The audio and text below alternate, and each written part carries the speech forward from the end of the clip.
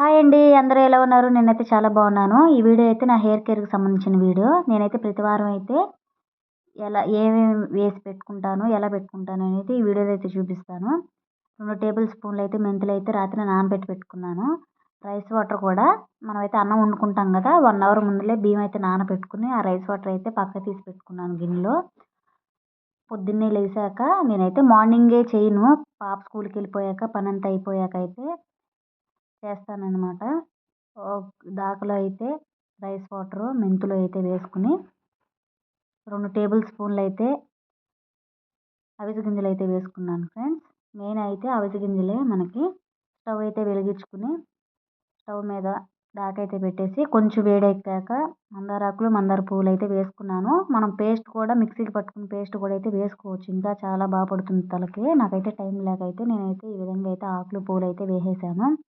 ఈ విధంగా అయితే బాగా లో ఫ్లేమ్‌లో పెట్టి బాగా మరిగించుకోవాలి. ఒక 20 నిమిషాల దాకా పడుతుంది టైము. హైలో పెట్టేస్తే మొత్తం పొంగిపోతాయనమాట.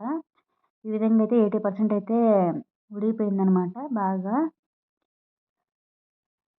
చాలా రిజల్ట్స్ బావుంటది ఫ్రెండ్స్.